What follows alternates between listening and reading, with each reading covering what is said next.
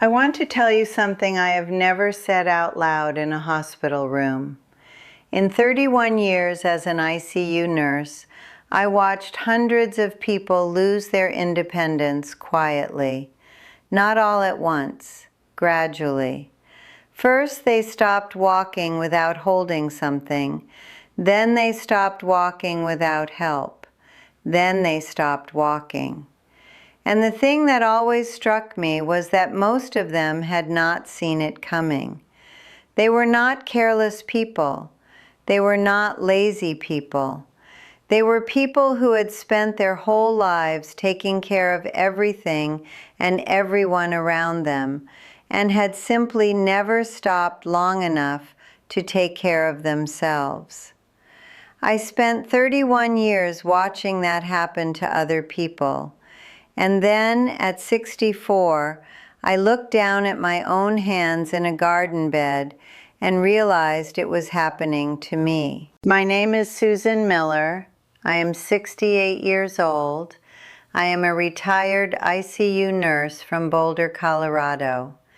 I spent over 3 decades in critical care, watching the human body fail and sometimes recover, understanding better than most people what the body needs and what it cannot survive without. I held the hands of patients who could not get out of bed alone. I helped people relearn how to stand. I understood, professionally and completely, the relationship between movement and survival. And I still let myself fall apart. That is the part I want you to hear. Because if a woman who spent her career in healthcare can spend decades ignoring her own body, I think you deserve to know that you are not weak for having done the same. You are human, and you are not too late. Let me tell you what actually happened. It was a Saturday afternoon in late spring. My granddaughter Emma was 6 years old, full of energy the way 6-year-olds are, completely convinced that the garden was a magical place. She wanted to plant flowers. I knelt down beside her in the soil. We spent maybe 20 minutes digging small holes and pressing seeds into the ground. And then Emma stood up easily, effortlessly, the way children do. And I tried to stand up, and I could not. Not dramatically, I did not fall, but I had to shift my weight onto both hands, push from the ground, stop halfway, breathe, and try again. Emma watched me. She was not scared. She was curious. And she asked me with the kind of honesty that only a child can get away with, "Grandma, does it hurt to be old?" I told her no. I smiled. I brushed the dirt off my knees, and I changed the subject. But that question stayed with me all day and all night, and into the next morning when I woke up and my hips were stiff before I even put my feet on the floor. Does it hurt to be old? I had been answering that question silently for years without admitting it. My knees hurt on the stairs. My lower back hurt after standing at the kitchen counter.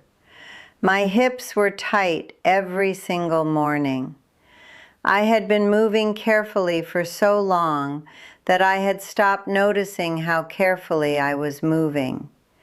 I had adapted around the pain so gradually that I thought I was fine. I was not fine. Around the same time, my doctor confirmed what I had been quietly suspecting: osteoporosis, high blood pressure, chronic fatigue, and about 35 pounds of weight that had settled in without much resistance over the years of night shifts, stress eating, and almost no deliberate exercise.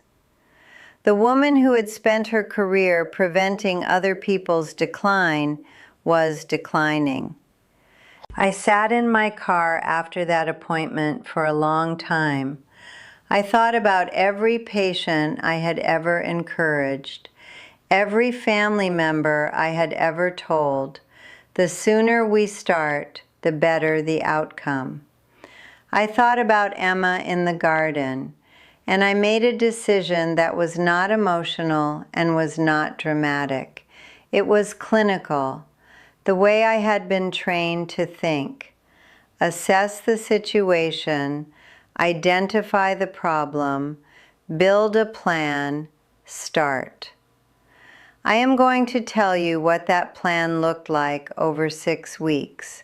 Not a program I found online, not something a trainer designed for me. What I actually did, starting from a body that was stiff, tired, and honestly a little frightened of itself. The first thing I changed was the morning. As a nurse, I understood inflammation. I understood that the body's inflammatory response peaks in the early hours, which is why joint pain is almost always worst right after waking. Most people respond to that by staying still, waiting for the pain to ease before moving. I had done that for years. It is exactly the wrong response. I started spending the first 5 to 8 minutes of every morning doing gentle movement before standing up. Still in bed, ankles circling slowly, knees bending and extending under the covers, hip tilts, gentle spinal rotations lying flat. Nothing aggressive, nothing that required any particular fitness. Just reminding every joint in my body before asking it to carry my weight that we were going to work together today. This is not stretching. This is synovial fluid distribution. The cartilage in your joints has no direct blood supply. It feeds itself through the fluid that surrounds it, and that fluid only circulates when the joint moves. A joint that sits still all night is starved by morning. Those 5 minutes are not exercise. They are nutrition for the joint. I knew this from anatomy. I had simply never applied it to myself. By the end of the first week, I was reaching the bathroom faster. Small, but real. Week 2, I added what I call functional standing work. I stood at my kitchen counter, held the edge lightly, and practiced slow, controlled sit-to-stand movements from a chair behind me. Not squats, not exercise in the traditional sense. The same motion I do when I stand up from the dinner table, just done slowly, deliberately, with full attention to how my knees tracked, how my hips engaged, whether I was leaning to one side. 10 repetitions, twice a day. That was all. The reason this matters is something I watched in physical therapy units for years. Knee pain, hip pain, lower back pain in older adults is almost never just about the joint. It is about the muscles that are supposed to protect the joint and have stopped doing their job. When the quadriceps are weak, the knee takes the full load of your body weight with every step. When the glutes are not activating properly, the hip joint compensates in ways it was not designed to sustain. Rebuilding those muscles, even slightly, redistributes the load. The joint gets relief not because it has healed, but because it finally has support. In week 3, I began walking outside every morning. I want to be honest about what that looked like. I walked for 12 minutes the first day. I walked to the end of my street, stopped at the corner to look at the foothills for a moment, and walked back. I was not tracking distance or speed. I was paying attention to my posture, to how my feet met the ground, to whether I was bracing against the movement or relaxing into it. Every other day to start. I also made one change to my water intake. As a nurse, I knew dehydration's effects on the body far better than most people. But knowing and practicing are different things. I had been drinking far too little for years. I set a simple rule: 1 full glass of water before coffee in the morning, and a bottle visible on the counter throughout the day. Joint cartilage is largely water. A chronically dehydrated body is running its joints on insufficient material. That is not metaphor. That is physiology. Week 4 brought the change I had not planned for: sleep. I began sleeping through more of the night. Not perfectly, but the 3 a.m. waking, lying there with hips that complained in whatever position I chose, started to happen less. And this created a cascade I recognized from clinical practice. Poor sleep elevates inflammatory markers in the blood. Elevated inflammation increases joint pain. Increased joint pain disrupts sleep. I had been inside that loop for years. Small reductions in inflammation, driven by movement and hydration, were beginning to interrupt the cycle. In week 5, I made one nutritional adjustment, not a diet. I am 68 years old, and I am not interested in diets. I made a targeted change: more fatty fish, more leafy greens, less processed food. This was not about calories. It was about inflammation. Omega-3 fatty acids have well-documented anti-inflammatory effects on connective tissue. As someone with an osteoporosis diagnosis, I also added more calcium-rich foods and began spending 10 minutes outside each morning for natural vitamin D exposure. These were not drastic changes. They were precise ones. Week 6, I was in the garden again. It was a morning in late summer, the light still soft, and Emma was visiting. She wanted to plant something, and I knelt down beside her in the soil, and we worked side by side for almost half an hour. And when she stood up and reached for my hand to help me, I smiled and stood up on my own. Not effortlessly, not painlessly, but on my own, steadily, without stopping halfway to breathe. Emma looked at me and said, "You're faster now, Grandma."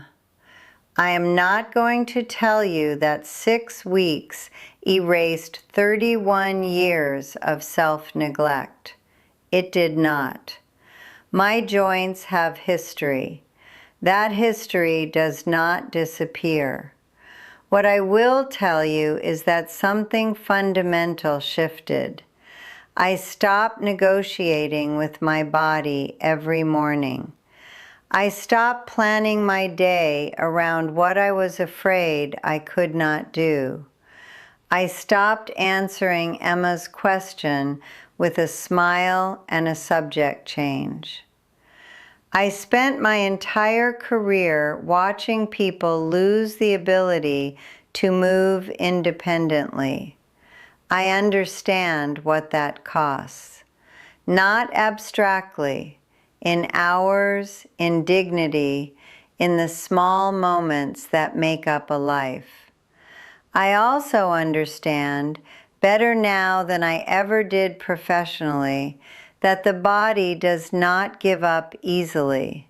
It responds to care, even at 68, even after years of neglect, even when it hurts. The next video I am putting out shows exactly the morning routine I used in weeks 1 and 2. 5 to 8 minutes, no equipment. Adaptable whether you have knee issues, hip issues, or have not exercised in years. If you want that, make sure you are subscribed so you do not miss it.